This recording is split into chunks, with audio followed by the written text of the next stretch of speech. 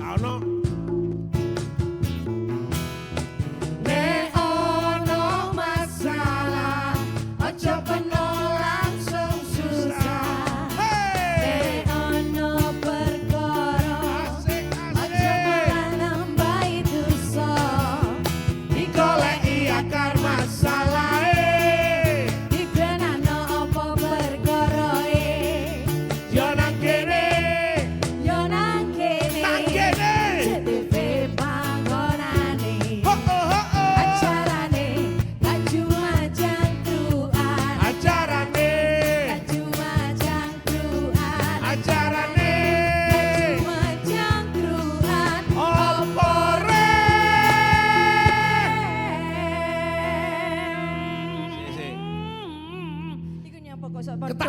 Ketatung nek gurung bayaran ta. Yo apa? Gak cuma cangkruan. Assalamualaikum warahmatullahi wabarakatuh. Konco-konco Jawa Timur ketemu maneh karo calon wakil presiden. Wis, Anda. Tidak. Ketemu maneh karo Cak Monyong nang acara gak cuma cangkruan gare cerdas berkualitas. Nah, omong-omong dah iki tahun politik dah. Oh iya tahun politik. Nah, kon duwe calon wapres apa? Oh ya mestine Wong di orang baik-baik. Wah, ya angel. Sing penting iku ngene lho, aku kan sing penting ku menggerakkan ibu-ibu ya toh, supaya milih, supaya nyoblos nanti ojo sampai gak nyoblos. Kan eman suarane awak dhewe, gak dipergunakan dengan baik dan benar. Sebagai representasi. Mak-mak. Sosoke iku kaya apa? Sing rok-rokan ta? Sing udengan kaya ngene. Enggak, lek udengan kaya ane enggak deh. Mesti sampean. Aduh. Konco-konco Jawa Timur arep bahas iki berebut cawapres tokoh di Jawa Timur. Nah, ini ada Mahfud MD versus Kofifa atau yang lain. Nah, kita sudah datangkan narasumber luar biasa. Beliau adalah Kiai Haji Khalilur Abdul Salawi, gitu ya Mas? Ketua Umum Nusa Bangsa Indonesia. Assalamualaikum. Alhamdulillah. Kena urusan NU deh takut. Nah, semangat soalnya. Yo, karena kok daerah-daerah kono ngerti kabeh. Mulai dari oh iya. Nanti bagaimana? Karena iki sing diberebutno padha kabeh. NU kabeh kono. Nah, yang kedua Mas Bustomi, Direktur Institute for Strategy and Political Studies, Intrapols. Selamat datang Mas, Assalamualaikum. Waalaikumsalam. Wah, luar biasa. Wajahnya lebih kepada sebagai pengamat. Oh, pengamat. Dan penentu. Ngawasi dok berarti ya. Kan pengamat ngawasi. Iya, tapi iki nentokno, iki cocok iki ngono lho. Tukang naker diayak. Oh, timbangan. Kan naker. Naker timbangan repot Mas niki. Angel kula dol yo gak payu-payu. Mas Abdul Adim, Presiden Mahasiswa UINSA. Assalamualaikum Mas. Masih kuliah kayaknya tadi ya, agak terlambat luar biasa. Saya kira masih adzan di masjid tempat ibu nongkrong di sana. Nah, konco-konco Jawa Timur, ojo pindah channel ini bahasnya luar biasa. Berebut cawapres tokoh di Jawa Timur ada Mahfud MD dan versus Kofifa. Ini sama-sama dari NU. Bagaimana ceritanya? Ojo pindah channel, tetap nang acaranya. Gak cuma cangkruan. Yuk.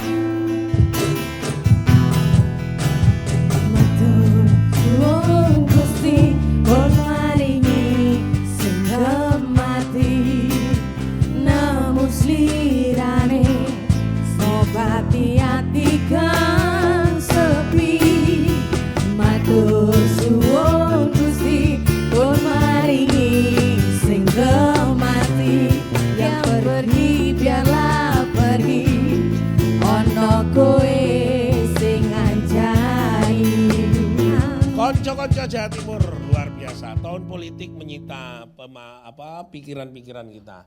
Tapi tak enten-enten yo banner. Oh, ngenteni apa? Banner kalau sing dipasang. Tak sian, kan kaos pesene nang aku, sik tak cetak. Mesine sik ketak tekokno. Oh, ya ku jenenge order gurung teko. Oke, berebut cawapres tokoh NU di Jawa Timur, Mahfud MD dan Kofifah Indar Parawangsa, gubernur ya. Terus ini kira menurut pandangan panjenengan, ini kenapa sih akhir-akhir ini mencuat nih dua nama tokoh, bahkan ada Kofifah, Mahfud MD, Erick Thohir dalam bursa cawapres. Nah, tokoh Jawa Timur yang sudah muncul ini, menurut banyak kawan ini nanti surveinya, representasi menurut panjenengan Jawa Timur, kalau cawapresnya Jawa Timur itu harusnya seperti apa? Ini Caimin sudah masuk nih. Nah, dua orang ini seperti apa? Jadi saya ingin mengidentifikasi dulu tentang NU. Ya. NU itu berdiri 31 Januari Ya, 1926. Oke. Artinya NU berdiri sekian puluh tahun sebelum Indonesia merdeka. Ketika NU didirikan sebelum Indonesia merdeka, artinya NU turut mendirikan negara Indonesia. Oke. Secara sosial, setiap pribadi, setiap individu itu sudah pasti mengidentifikasi dirinya. Setiap pribadi itu punya identitas dirinya. Ya.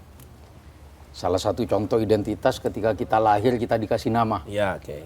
Jenengan misalnya identitasnya dipanggil Mas Monyong misalnya. Oke. Nah, identitas ke-NU-an itu juga hadir ketika banyak orang lahir di lingkungan NU. NU, oke. Nah, kenapa saya mesti mengidentifikasi identitas ini? Ya. Karena kita harus membedakan dengan jelas mana NU yang memang terlahir NU, mana NU mu'alaf, mana NU naturalisasi. Nah, ini penting untuk kita identifikasi sehingga tipologi-tipologi tadi bisa kita hadirkan dengan baik. Oke, setuju saya itu. Bicara kontestasi Pilpres di Jawa Timur, maka kita akan bicara identitas yang homogen. Kalau kita bicara Jakarta, Jakarta itu sangat heterogen. Kalau kita bicara Jawa Barat itu sekalipun banyak NU-nya, sangat heterogen. Tapi ketika kita bicara Jawa Timur, maka kita akan bicara populasi yang 80% NU. Bahwa ada warga NU yang memilih PDIP misalnya, ada warga NU yang menjadi simpatisan Gerindra, itu tidak menghilangkan identitas ke-NU-annya. Secara alami, sunnatullah, manusia dilahirkan bersuku-suku, berbangsa-bangsa, di alam yang tidak sama, di kondisi natural yang berbeda. Nah, identitas ke-NU-an di Jawa Timur ini sangat masif, karena disinilah lahirnya NU.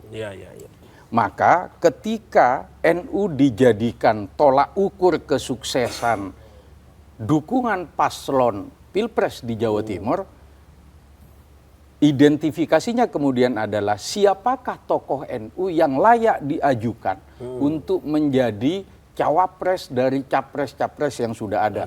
Seperti yang kita ketahui, capres yang sudah ada adalah Anies dan Ganjar Pranowo, Anies Baswedan, dan Prabowo Subianto.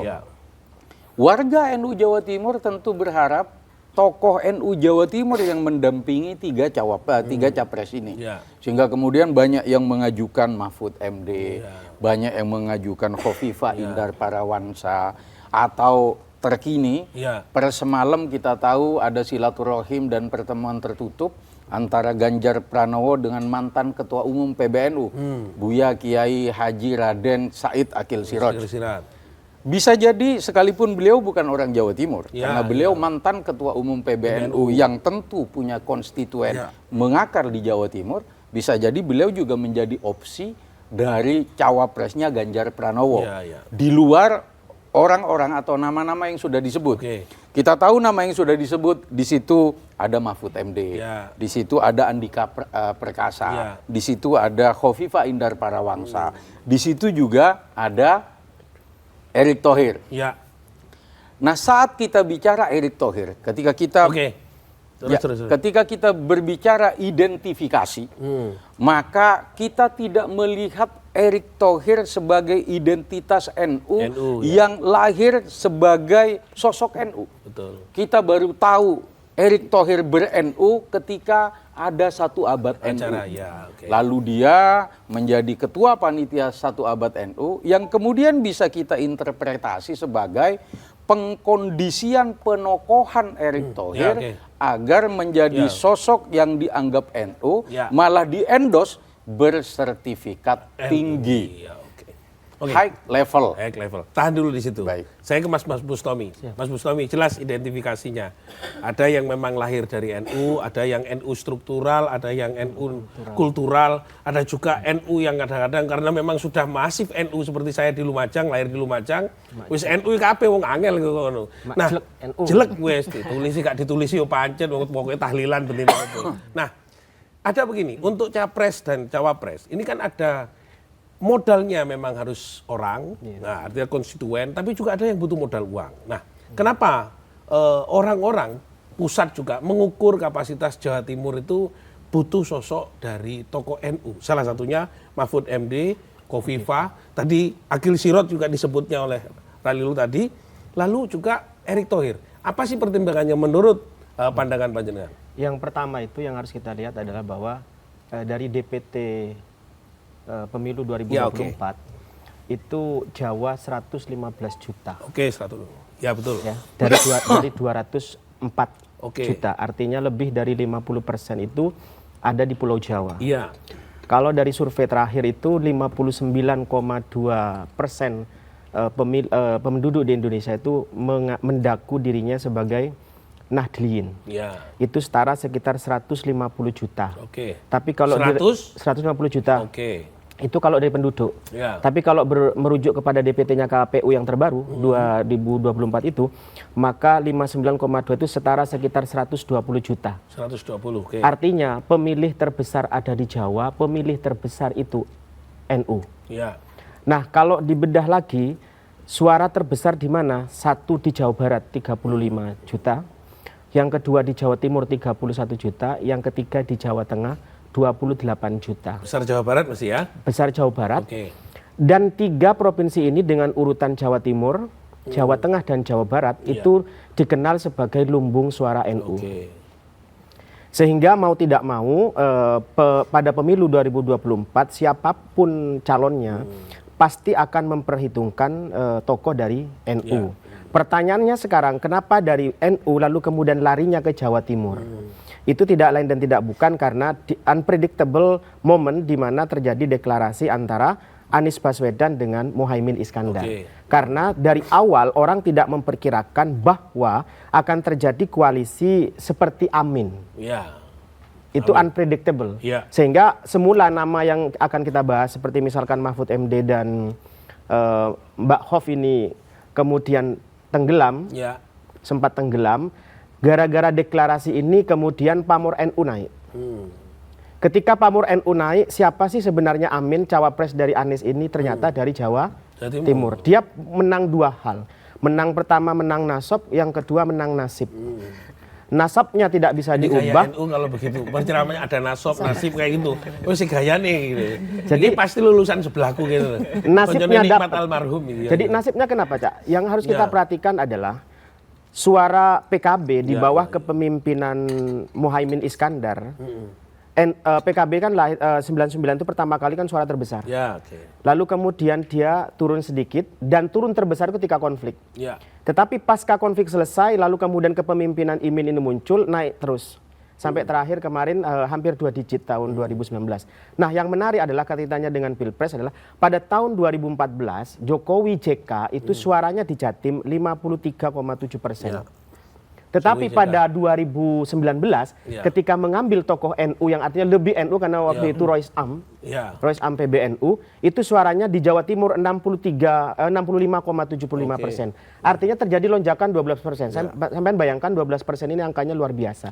Sehingga mau tidak mau berkaca pada Pilpres 2019 yang merupakan lonjakan dari 2019, maka mau tidak mau ketika Muhaimin muncul dan itu unpredictable, maka mau tidak mau tokoh Nahdlatul Ulama yang berasal dari Jawa Timur akan menjadi rebutan. 60 berapa? Yang 65 pada 2019 kemarin. Mas, 65% dari 2019 kemarin kenaikannya kan bukan pengamatan panjenengan apakah suara NU semuanya.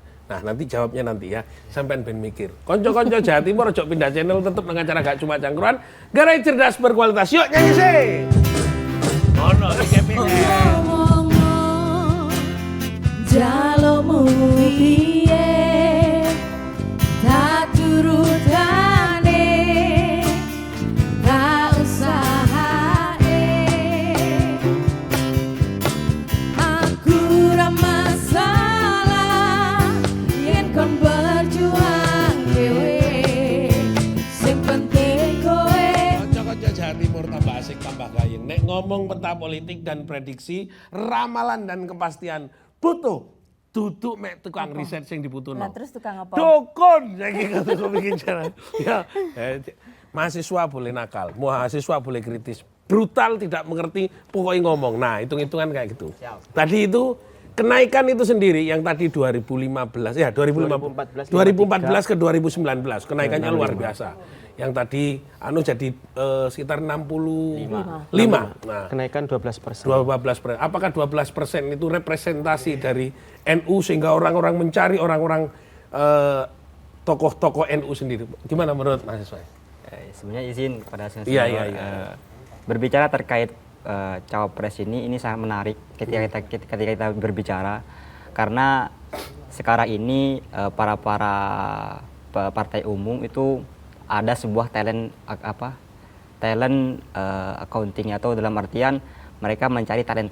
Kalau dulu berbicara Jokowi itu beda masa, karena sekarang sudah beda.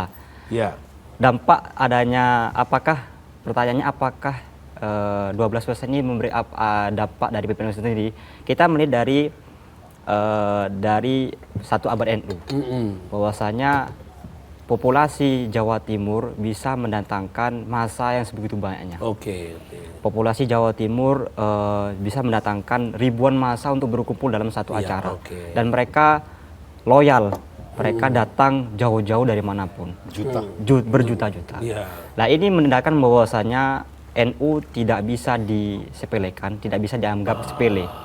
Bahkan beberapa tokoh-tokoh masyarakat itu juga ada kalangan Nahdien, termasuk yang sekarang digadang-gadang ialah Mahfud MD dan Khofifah Indar Parawansa. Kemarin ketika kita berbicara di kampus kami, berbicara terkait elektabilitas dan popularitas, ketika dilihat surveinya, Mahfud sebagai Nahdien atau Khofifah sebagai Nahdien juga itu mengalami kenaikan memperoleh sebuah suara yang terbanyak dengan 35, sekian, yaitu di pihaknya Ganjar atau di Prabowo dengan kalau di Ganjar itu 35,2, yaitu Khofifah, yang kedua ialah Mahfud MD. Saya tahan di situ dulu. Nah, kita akan coba. Kalau tidak digandengkan, Bu Gubernur, Bu Khofifah punya massa 38 kota kabupaten. Ya, Pak Mahfud punya kekuatan tuh penegakan hukum. Menurut sampean, hitung-hitungan aki-akian wong apa aki-akian sakti. Nih Pak Mahfud langsung ini tidak benar. Menurut pandangan mahasiswa, mana yang representatif dan bisa mendulang suara? Ini omong dukun nih. Ya, siap. Kalau berbicara antara kita melihat kalau kita melihat terkait track record-nya, antara dua hal ini sama-sama punya sebuah representasi yang baik. Mereka punya prestasi di bidang legislatif maupun eksekutif. Tapi kalau Pak Mahfud MD lebihnya itu pada yudikatif. Tapi berbicara terkait cawapres atau terkait cawapres, tidak bisa dimungkiri juga bahwasanya dua orang ini tidak termasuk pada partai atau juga tidak punya logistik lebih, karena lagi-lagi berbicara capres dan cawapres harus butuh dua hal itu. Tapi berbicara di sisi lain butuh variabel-variabel yang lain untuk berbicara cawapres, bukan hanya terkait popularitas atau berkait elektabilitas, tapi harus ada common platform, ada keserasian, ada faktor terkait ideologi yang serasi. Karena nggak mungkin dong antara capres sama itu berbeda. Seperti itu. Maka berbicara terkait cawapres itu juga harus ada dua hal, bukan hanya terkait popularitas atau elektabilitas, tapi logistiknya mana. Ada visi dan ada visi. Saya kepada Gus Lilur aja nih urusan kayak gitu lebih pinter ini. Karena aku biar mahasiswa ngono Pak, wong ngene, domane tangkep nang Polda. Saya ngobrol. ini kita baca tentang lembaga survei indikator politik baru saja merilis yang tertinggi adalah Erick Thohir 17,2. Itu yang naturalisasi jadi sampean itu. Persen disusul Khofifah 15,1. Ini kaceknya 2. Dan Pak Mahfud MD 11,1%. Nah, tanggapan panjenengan ini lepas dari apa sih kok ada indikator itu kan kita sudah mengidentifikasi jelas.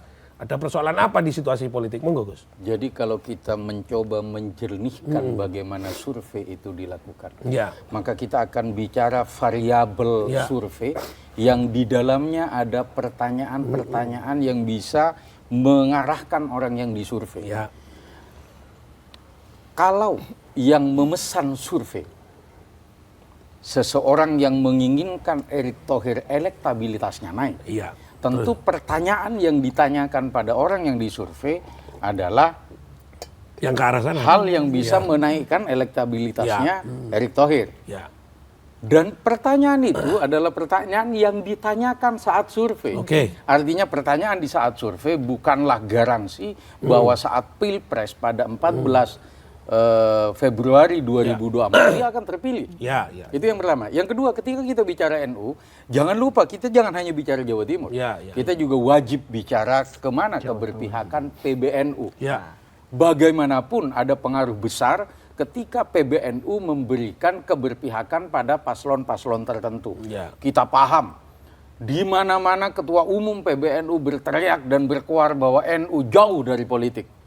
Bahwa NU tidak berpolitik, bahwa NU tidak berpihak pada paslon-paslon Pilpres tertentu, tapi secara faktual di acara yang digelar oleh Fatayat NU di seberang sana. Seberang mana, Mas?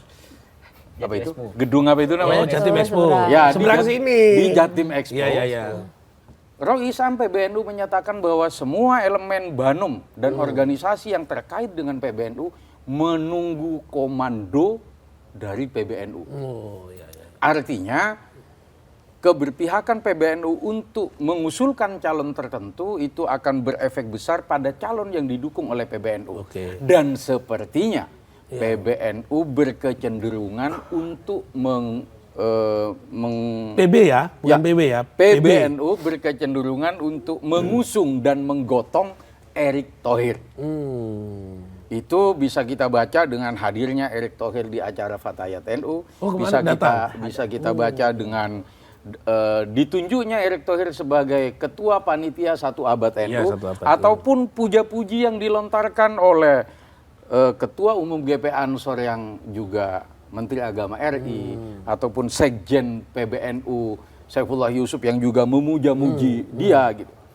Cuman yang saya analisa kecenderungan warga NU seperti yang tadi saya bilang, mereka sudah mengidentifikasi dirinya.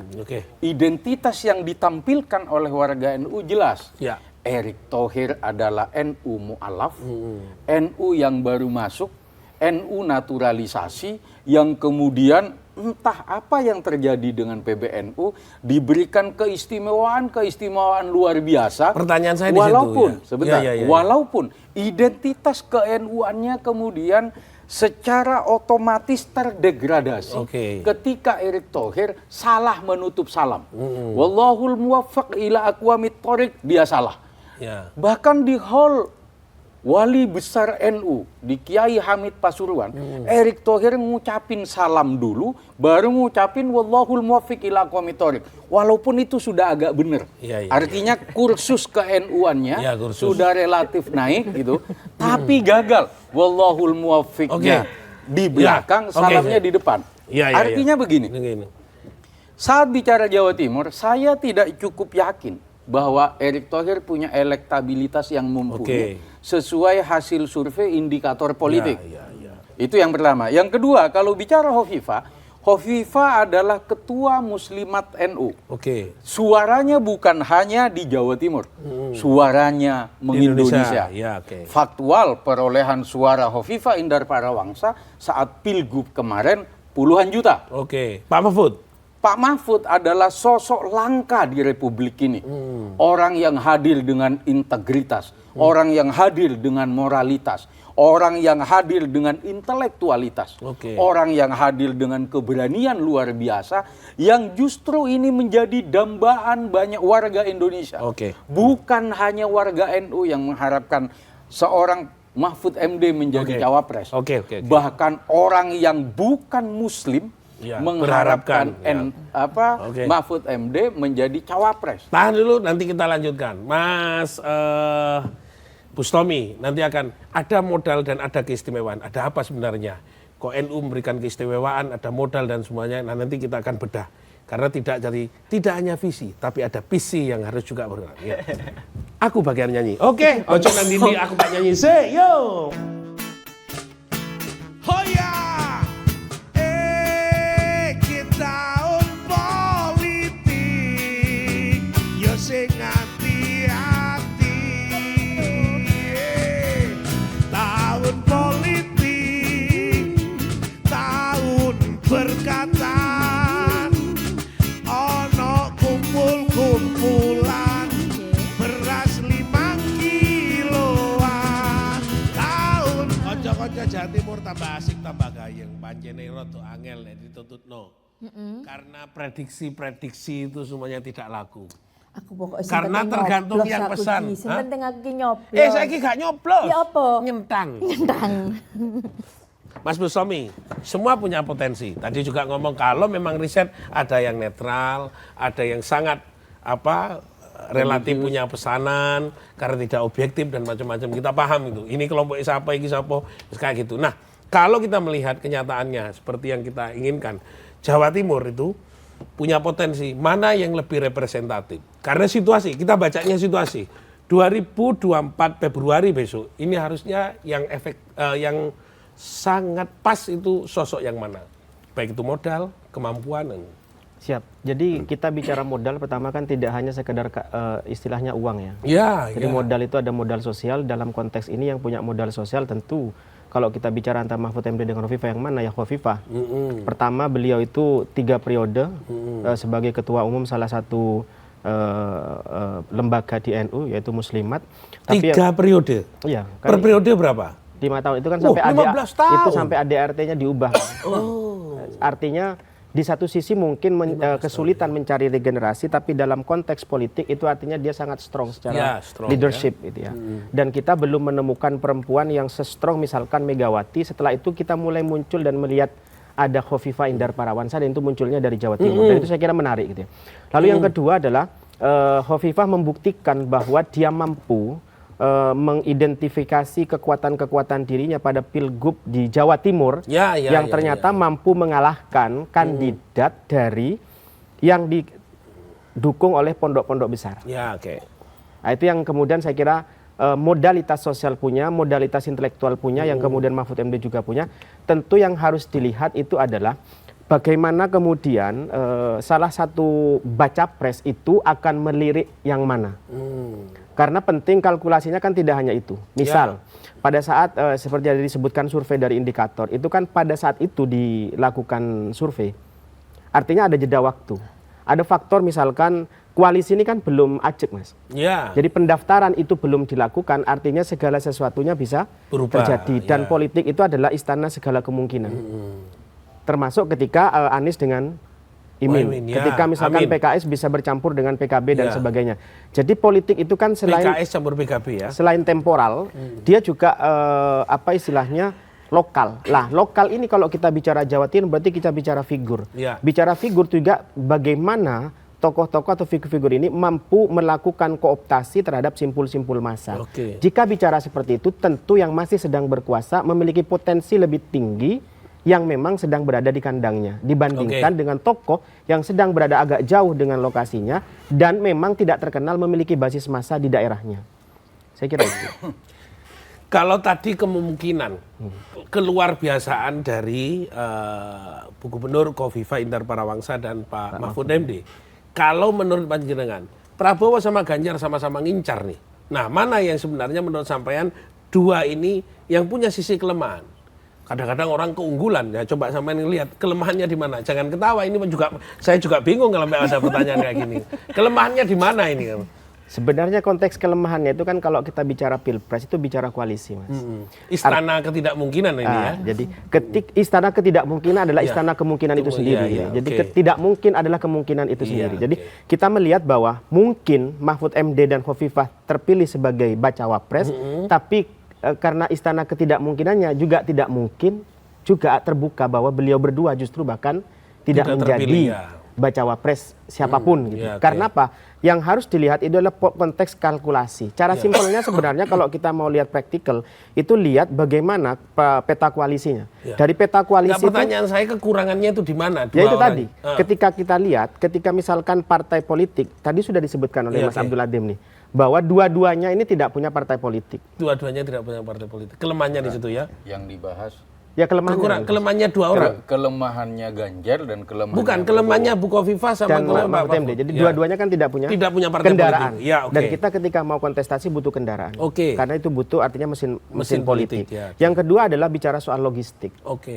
Kita mengenal keduanya juga tidak terlalu bagus dalam konteks kooptasi terhadap logistik. Tapi meskipun jika terjadi koalisi tentu bisa beda kan, karena tentu ada pihak-pihak yang melihat bahwa ini memungkinkan bisa masuk. Tetapi dalam konteks yang kita bicara kekurangan ya. Dan yang ketiga adalah bahwa ada di dalam koalisi yang harus diperhatikan ini koalisinya, koalisi PDIP walaupun koalisi Gerindra terhadap penerimaan mereka atau akseptansi terhadap Mahfud dan Khofifah. Dan itu ada beberapa catatan yang memungkinkan keduanya tidak dipilih. Tetapi ada peristiwa terbaru. Kalau Gus Lilur tadi mengatakan ada salah satu bacawa pres yang dibawa ke gedung sebelah. Tapi kan ada pertemuan antara salah satu partai besar dan sudah lama berkuasa di Indonesia itu bertemu dengan Mbak Khofifah di Tuban. Nah, itu infonya kemungkinan ke sana. Saya kira itu. Saya luar biasa ya. Pembacaannya pengamat itu yo gak teko tapi yo ngerti ya heran aku. Ada di mana tidak di mana-mana tapi ada ngerti terus dia ya. Kepada mahasiswa. Nek ngomong koyo ngono, iki milenial kan juga tidak menjadi tidak penting, tapi penting untuk menjadi pengarah, peimbang, penyelaras dalam situasi politik seperti ini. Nah, dua-duanya tadi disampaikan ada kelebihan yang luar biasa tapi ada kekurangan. Menurut pandangan mahasiswa, dua ini representatifnya kita arahkan. Kalau Bu Khofifah ini ke Prabowo seperti apa, kalau Bu Khofifah ke Ganjar siapa, juga sebaliknya. Bagaimana pertimbangan mahasiswa? Kalau melihat dua hal ini, mungkin kalau kita berbicara kesana kemari, terutama di Jawa Timur, kalangan pemuda itu suka pada sosok calon yang pemberani, yang berpihak pada masyarakat, secara sosial. Karena apalagi para pemuda atau mahasiswa, mereka butuh bukan lagi calon yang kalau calon-calon yang hanya ada slogan saja. Tapi juga tegas ya, seperti Pak Mahfud lah, berani, tegas ya. Saya tanpa menyebutkan namanya, tapi apa saya nyebutkan, sampai tak tanggung urusan dosa kok aku tak tanggung. Saya tanpa menyebutkan, tapi sampai paham sendiri. Iya, paham. Tapi lagi-lagi kalau disandingkan dengan dua hal ini, itu kita tidak. Ini anak muda sosok yang berani ya, ideal butuh sosok ya. Sosok yang berani, ideal dan berpihak. Karena mungkin berbicara periode sebelumnya banyaklah hal-hal yang kurang disukai oleh beberapa pihak-pihak dan terutamanya oleh mahasiswa sendiri itu. Tapi berbicara kembali lagi apakah dua hal ini bisa disandingkan dengan dua orang ini? Lah kita tidak bisa mengotak-atik pada koalisi mereka masing-masing. Karena setiap koalisi punya pertimbangan masing-masing. Dengan kelemahan kelebihan tadi. Lah mungkin tapi peran-peran mahasiswa selalu mengamati. Ini calon ini seperti Mahfud MD apakah bisa dipertimbangkan dengan beberapa hal. Dengan Khofifah seperti ini. Karena lagi-lagi ketika apalagi mereka ada keterkaitan Nahdien. Lah mereka tetap akan mendukung orang-orang yang di belakang itu, di belakang latar belakang yang sama-sama, tapi mereka tidak akan segan-segan memilih orang-orang lain di luar Nahdien itu, karena lagi-lagi elektabilitas dan survei itu tidak menjadi penentuan hasil final. Apakah tahun lalu di era Jokowi apakah ada pemikiran bahwasanya Ma'ruf Amin akan jadi cawapresnya Jokowi? Itu yang kita berikan. Tapi lagi-lagi hal-hal yang lalu akan menjadi sebuah gambaran bagi masyarakat bahwasanya mana yang pas dan disandingkan oleh dua orang ini. Seperti itu. Berarti betul-betul sekarang istana ketidakpastian dan kepastian itu sendiri lah ya yang memungkinkan. Kuncinya sederhana. Nah, monggo Gus. Iya, saya kepingin. Kuncinya ketika kita bicara NU, ya kita maknakan NU, Nahdlatul Ulama, kebangkitan ulama. Artinya ada Enlightenment, ada Aufklärung di situ. Oke. Ada pencerahan di situ. Ya. Nah, ketika bicara itu, maka ukurannya adalah berkhidmat pada NU atau memperalat NU. Oke. Erick Thohir berkecenderungan dianggap sebagai tokoh yang memperalat NU. Ya, oke. Sementara Khofifah Indar Parawangsa atau Mahfud MD yang identitas ke-NU-annya sudah sejak awal NU dianggap berkhidmat pada NU. Jadi kata kuncinya adalah NU di CCP memperalat NU atau berkhidmat kepada NU. Oke. Saya memilih yang berkhidmat saja, dua-duanya itu. Karena ini Mahfud MD atau Khofifah. Bukan karena kita tadi podo Maduro loh. Kita tak tonton gesture podo Maduro Pak Mahfud aja enggak juga sih sebenarnya. Nah, saya kebenaran. Tadi lihat kondisi situasi. Ini masih belum sampai ke sana. Ada kelebihan, ada kekurangan. Tadi sudah kebuka sepertinya. Lalu juga pandangan anak muda. Nah, menuju Februari 2024. Situasi seperti itu Bu Khofifah atau Pak Mahfud sebenarnya yang bisa menjadi kunci dari kebutuhan capres itu semuanya. Dua-duanya dibutuhkan oleh dua capres. Nah, kalau kita bicara Khofifah memang tidak punya partai, tapi dia punya organisasi yang lebih besar dari partai-partai kecil. Ya, oke. Dari partai kecil loh ya. Ya, Muslimat NU itu populasi penduduknya, populasi anggotanya itu 30 juta lebih. Ya, itu lebih besar dari partai kecil menengah. Ya. Nah, artinya ketika Khofifah dijadikan cawapres entah oleh Ganjar Pranowo atau entah oleh Prabowo Subianto, maka militansi emak-emak yang menjadi anggota Muslimat NU itu akan mencuat dan mengemuka. Dan kita tahu bagaimana militansi emak-emak di Pilpres 2019. Nah, pada sisi yang lain kita rindu pada sosok yang bersih. Kita tahu ada gubernur yang kita anggap bersih ternyata korupsi. Ada menteri yang kita anggap bersih ternyata korupsi. Betapa bejatnya para pemimpin republik ini yang kemudian berkelindan dengan korupsi, mencuri uang negara dan tidak menghormati pada sumpah jabatan yang diberikan oleh rakyat pada dia. Nah, rakyat yang rindu sosok ini terobati dengan hadirnya Mahfud MD. Nah, kerinduan rakyat pada militansi ala emak-emak yang dimiliki oleh Khofifah. Lalu kerinduan rakyat pada sosok yang idealis, moralitasnya tinggi, kredibilitasnya tinggi, kapabilitas dan intelektualitasnya tinggi yang ada di sosok Mahfud MD itu tidak ditemukan oleh para jamaah NU di sosok Erick Thohir.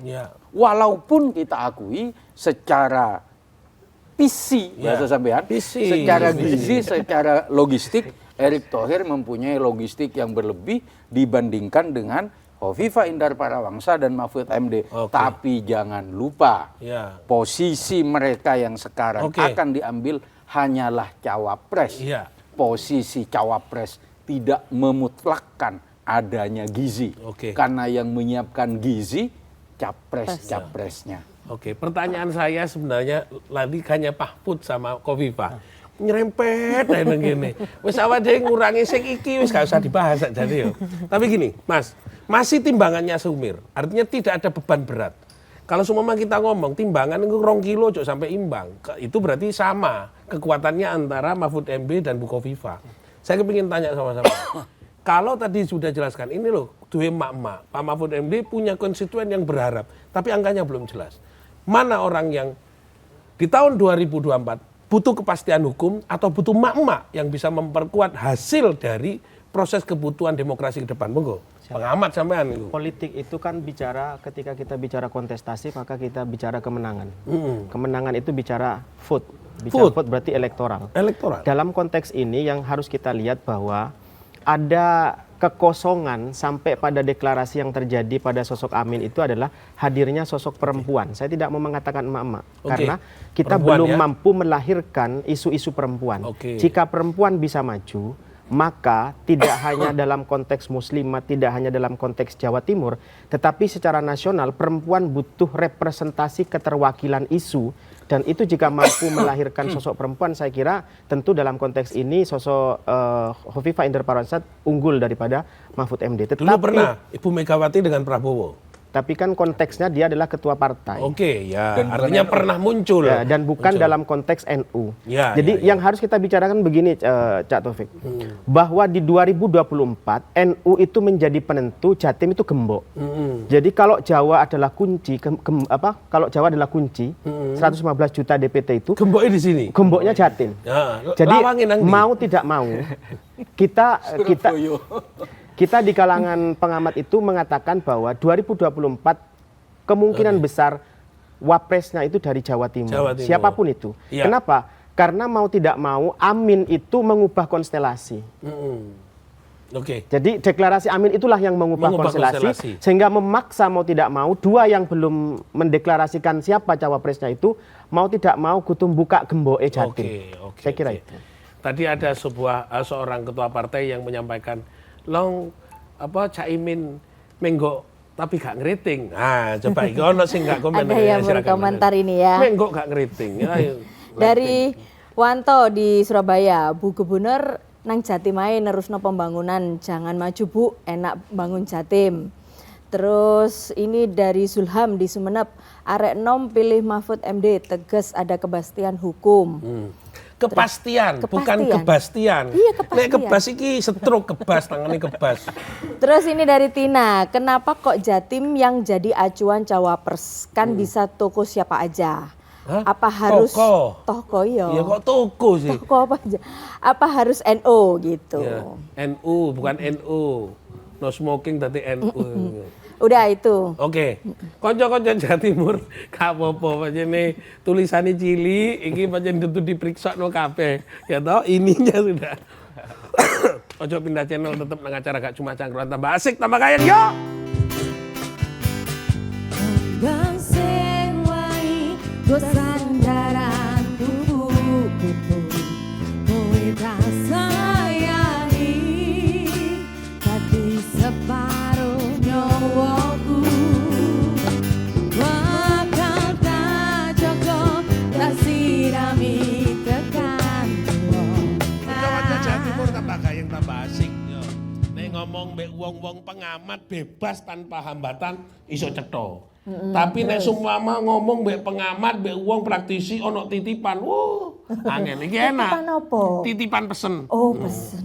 Aku nek kene bebas seneng aku. Nah, kepada Mas Abdul Hatim, harapannya seperti apa ke depan agar cawapres tokoh NU di Jawa Timur itu masih representatif dari hanya Caimin? Monggo.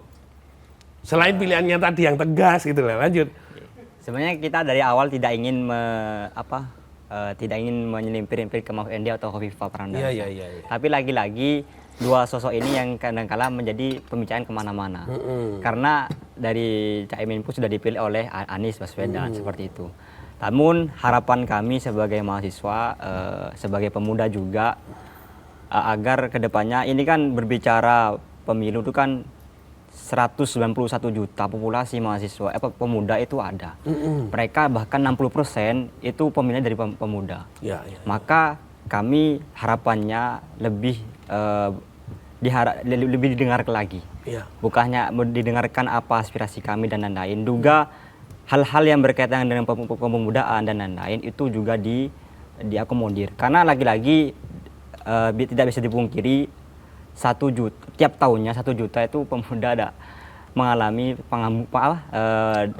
pengangguran. Jadi ada survei mengatakan bahwasanya setiap tahunnya mahasiswa sendiri itu mengalami kesulitan mencari pekerjaan. 1 tahun 1 juta. 1 tahun 1 juta. Banyak sekali ya. Ini menjadi sebuah atensi atau PR bagi capres ke depannya. Bukan hanya yang dibahas tentang ibu kota terbaru. Tapi bagaimana ke depannya? Jangan hanya kita nggak butuh partai ketua-ketua yang cuma viral di TikTok dan lain-lain. Oh iya, sudah ditutup TikTok baik. Dan lain-lain. Tapi kita butuh para calon-calon dan cawapres yang melihat pada kondisi masyarakat, kondisi pemuda terutamanya, dan kedepannya juga berani untuk berpihak pada masyarakat dan lain-lain. Itu yang kami harapkan dan kami butuhkan. Jawabannya, semua pemuda setiap tahun tidak boleh nganggur. Oke, saya setuju. Oke, Pak Bustomi, ini ada harapan dari anak muda. Nah, mungkin ada gambaran orang sosok atau seperti apa, atau semuanya tidak ngomong sosok yang intinya ketika kita bicara capres cawapres, usia itu hanya deretan angka. Muda itu soal mindset atau cara pandang. Artinya ketika capres dan cawapres mampu menghadirkan bagaimana cara ia memandang masa depan negeri ini dengan segenap kurang lebih 50% lebih adalah milenial, itu dia mampu hadirkan dalam visi misi, program dan sebagainya. Saya yakin anak muda akan lari ke situ, terutama karena anak muda sekarang itu kan praktikal dan mungkin katanya generasi stroberi ya, kesentuh dikit itu kan dia kelihatan bagus, cantik, tapi kesentuh dikit itu kayak penyok gitu. Sehingga siapapun capres cawapres nanti ketika mendaftar dan kemudian menjadi paslon mampu menghadirkan program yang mampu menyentuh generasi stroberi ini, maka paling tidak mereka lah yang kemudian mungkin paling besar secara potensial akan mendapatkan suara atau elektoral dari anak muda. Saya kira itu. Nah, ini agak penting, walaupun mereka generasi milenial, kita berdua generasi kolonial. Tapi harusnya seperti apa? Nah, kedepannya harapan panjenengan termasuk kondusifnya NU tidak menjadi semakin rusuh dan monggo. Ya, kita bicara, yang pertama kita bicara Jawa Timur, yang kedua kita bicara NU, yang ketiga kita bicara mencari cawapres yang bisa meraih suara di Jawa Timur. NU didirikan di Jawa Timur, berangkat dari pendiriannya di Jawa Timur, NU ikut mendirikan Indonesia. Maka wajar dan niscaya jika NU mengantarkan tokoh-tokohnya untuk menjadi pemimpin di Republik Indonesia, republik yang didirikan oleh NU, di mana NU didirikan di Jawa Timur. Tidak salah ketika banyak capres kemudian mendirikan harapannya di Jawa Timur. Membangun harapannya di Jawa Timur karena faktual tokoh-tokoh NU di Jawa Timur sangat layak untuk menjadi cawapres, bacawapres daripada dua baca pres sisanya. Terima kasih matur nuwun, terima kasih Mas Bustomi, terima kasih Kiai Abdul Adim. Semoga Presiden Mahasiswa UINSA ini tidak jadi pengamat politik ya, nanti Kiai itu. Moga-moga informasi iki adem ayem iki wong-wong enggak tujuan apa-apa, hanya untuk Merah Putih Indonesia. Dan informasi iki moga-moga kekei manfaat pencerahan kapi masyarakat Indonesia dan Jawa Timur. Matur nuwun. Wassalamualaikum warahmatullahi wabarakatuh. Yuk. Salam. Ayo nyanyi.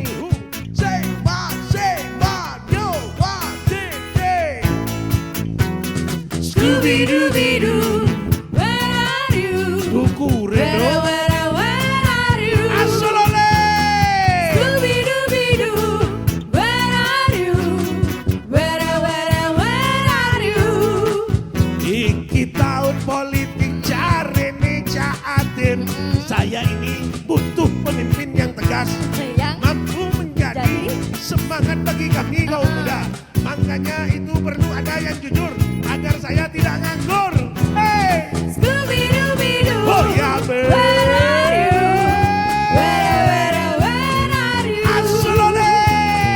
Scooby-Dooby-Doo, where are you? Where are you?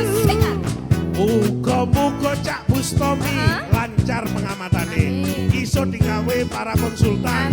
Bagaimana memenangkan politik, bagaimana caleg-caleg jadi menang. Tapi jangan lupa, mangane dibayar. Scooby-Dooby-Doo, where are you?